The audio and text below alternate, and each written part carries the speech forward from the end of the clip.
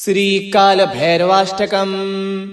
देवराजसेव्यमान पावनाघ्रिपङ्कजं व्यालयज्ञसूत्रमिन्दुशेखरं कृपाकरं नारदादियोगवृन्दवन्दितं दिगम्बरं काशिकापुराधिनाथ कालभैरवं भजे।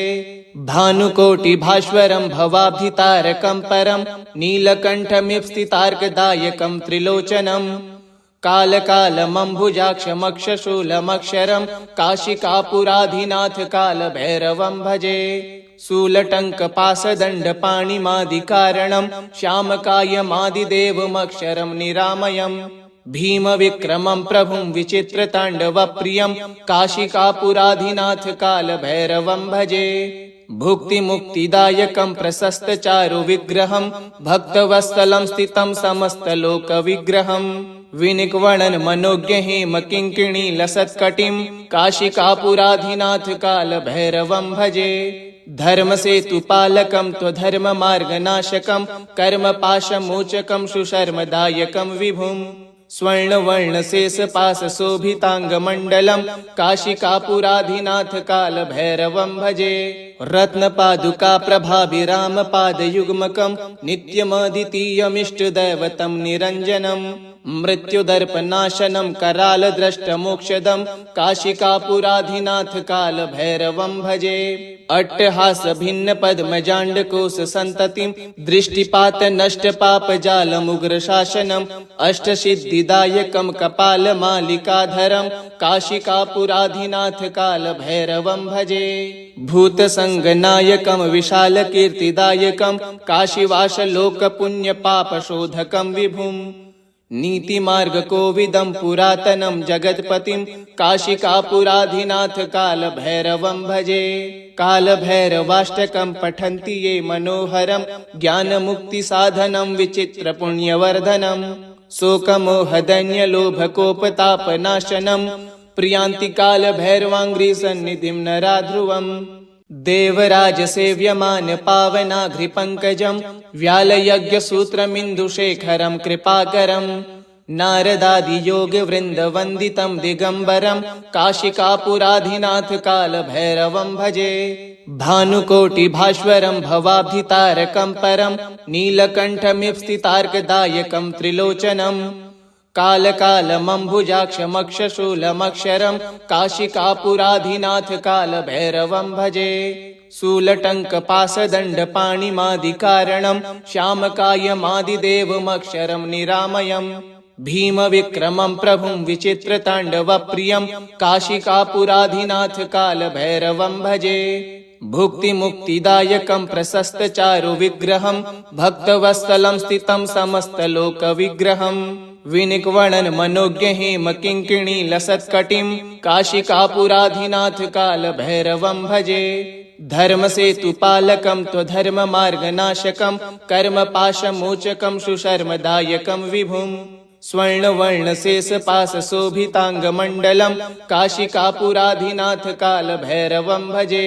रत्नपादुकाप्रभाभिरामपादयुग्मकं नित्यमद्वितीयमिष्टदैवतं निरञ्जनं मृत्युदर्पनाशनं करालद्रष्टमोक्षदं काशिकापुराधिनाथ कालभैरवं भजे। अट्टहासभिन्नपद्मजाण्डकोशसन्ततिं दृष्टिपातनष्टपापजालमुग्रशासनम् अष्टसिद्धिदायकं कपालमालिकाधरं काशिकापुराधिनाथ कालभैरवं भजे। भूतसङ्गनायकं विशालकीर्तिदायकं काशीवासलोकपुण्यपापशोधकं विभुं नीतिमार्गकोविदं पुरातनं जगत्पतिं काशिकापुराधिनाथ कालभैरवं भजे।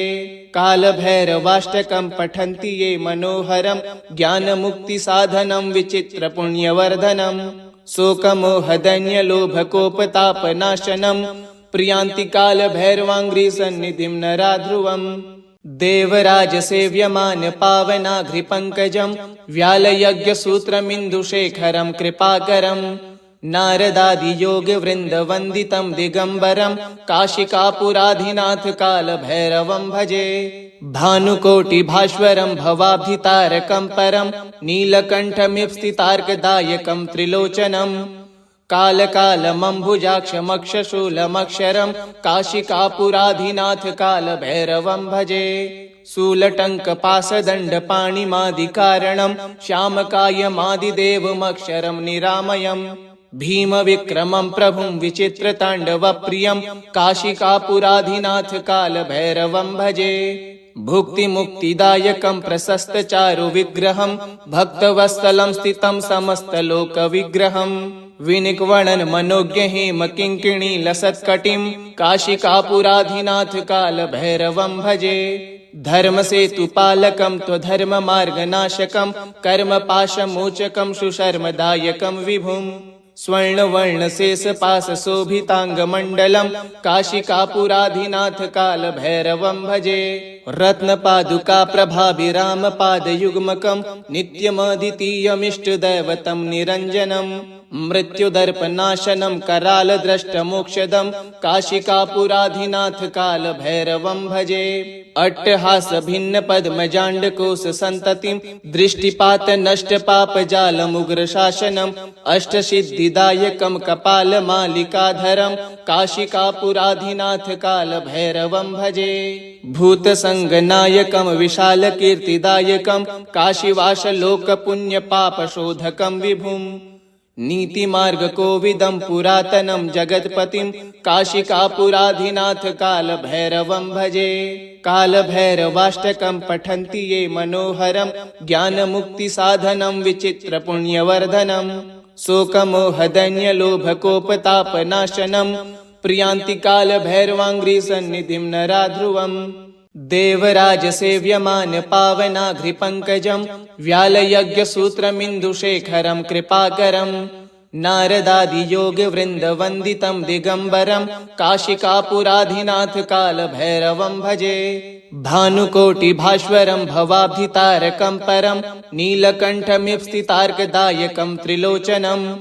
कालकालमम्भुजाक्षमक्षशूलमक्षरं काशिकापुराधिनाथ कालभैरवं भजे। शूलटङ्कपासदण्डपाणिमादिकारणं श्यामकायमादिदेवमक्षरं निरामयम्।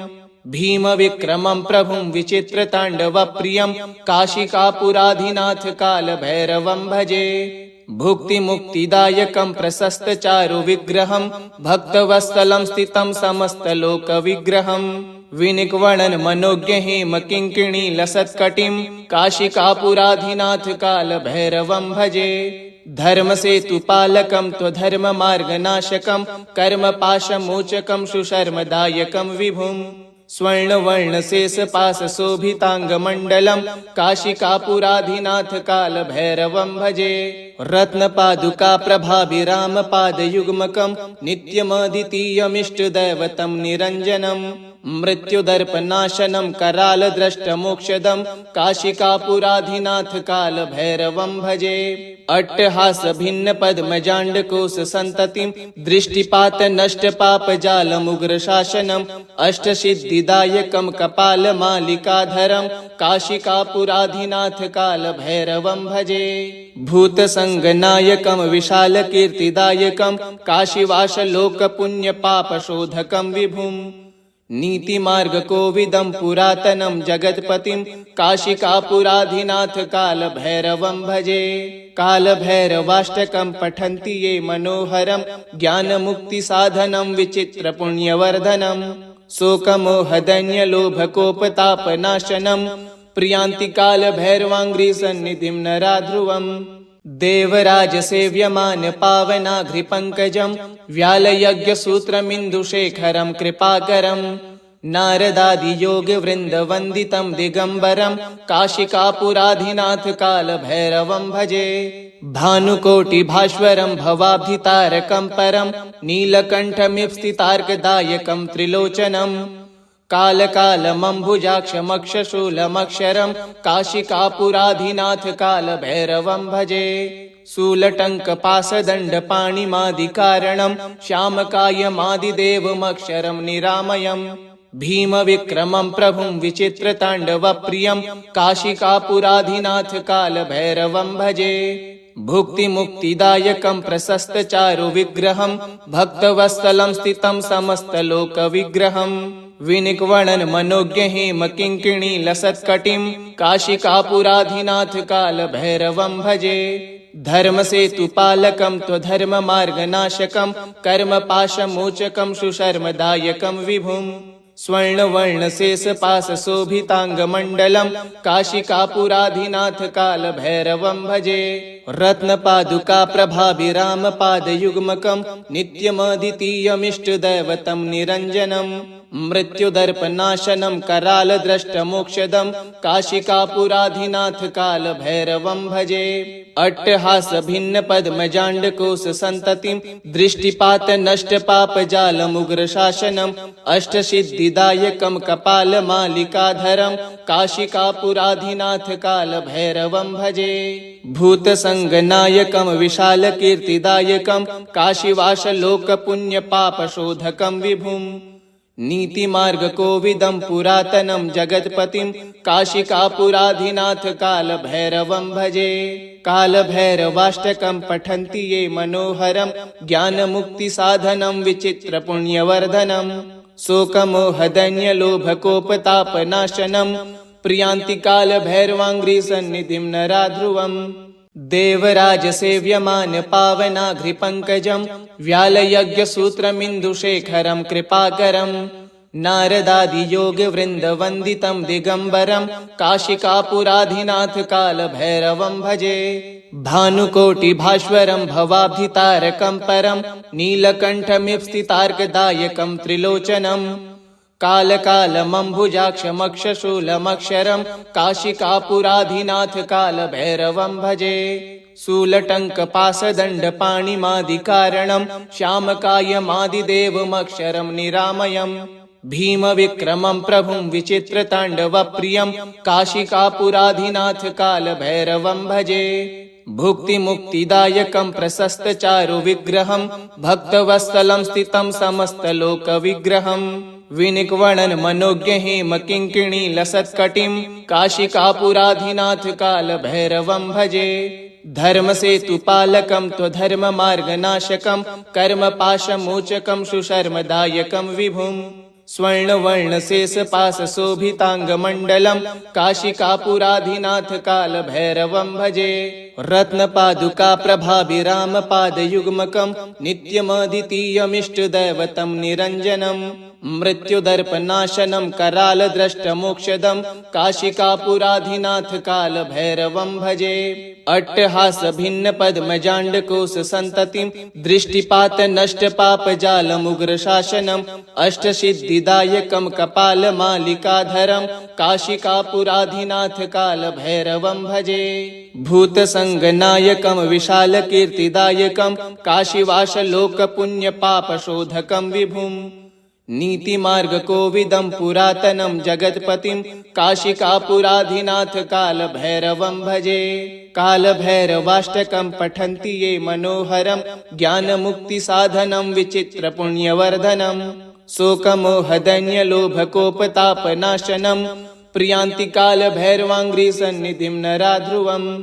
देवराजसेव्यमान पावनाघ्रिपङ्कजं व्यालयज्ञसूत्रमिन्दुशेखरं कृपाकरं नारदादियोगवृन्दवन्दितं दिगम्बरं काशिकापुराधिनाथ कालभैरवं भजे। भानुकोटिभास्वरं भवाब्धितारकं परं नीलकण्ठमिप्सितार्कदायकं त्रिलोचनम्। कालकालमम्बुजाक्षमक्षशूलमक्षरं काशिकापुराधिनाथ कालभैरवं भजे। शूलटङ्कपाशदण्डपाणिमादिकारणं श्यामकायमादिदेवमक्षरं निरामयम्। भीमविक्रमं प्रभुं विचित्रताण्डवप्रियं काशिकापुराधिनाथ कालभैरवं भजे। भुक्तिमुक्तिदायकं प्रशस्तचारुविग्रहं भक्तवत्सलं स्थितं समस्तलोकविग्रहम्। विनिक्वणन मनोज्ञ हेम किङ्किणी लसत्कटिं काशिकापुराधिनाथ कालभैरवं भजे। धर्मसेतुपालकं त्वधर्ममार्गनाशकं कर्मपाशमोचकं सुशर्मदायकं विभुम्। स्वर्णवर्णशेषपाशशोभिताङ्गमण्डलं काशिकापुराधिनाथ कालभैरवं भजे। रत्नपादुकाप्रभाभिरामपादयुग्मकं नित्यमद्वितीयमिष्टदैवतं निरञ्जनं मृत्युदर्पनाशनं करालद्रष्टमोक्षदं काशिकापुराधिनाथ कालभैरवं भजे। अट्टहासभिन्नपद्मजाण्डकोशसन्ततिं दृष्टिपातनष्टपापजालमुग्रशासनं अष्टसिद्धिदायकं कपालमालिकाधरं काशिकापुराधिनाथ कालभैरवं भजे।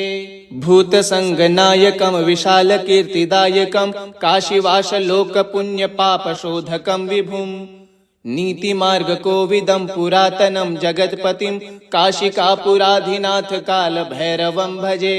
कालभैरवाष्टकं पठन्ति ये मनोहरं ज्ञानमुक्तिसाधनं विचित्रपुण्यवर्धनं शोकमोहदैन्यलोभकोपतापनाशनं प्रियान्ति कालभैरवाङ्घ्रिसन्निधिं नराध्रुवम्।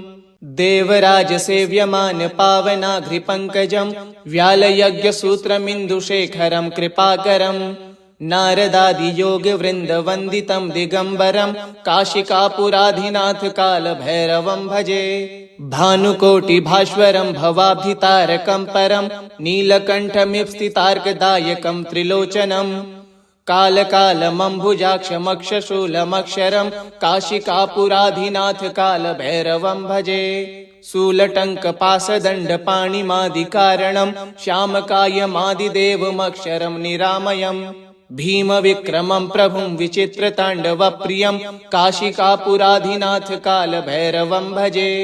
भुक्तिमुक्तिदायकं प्रशस्तचारुविग्रहं भक्तवत्सलं स्थितं समस्तलोकविग्रहं विनिक्वणन् मनोज्ञहेमकिङ्किणीलसत्कटिं काशिकापुराधिनाथ कालभैरवं भजे।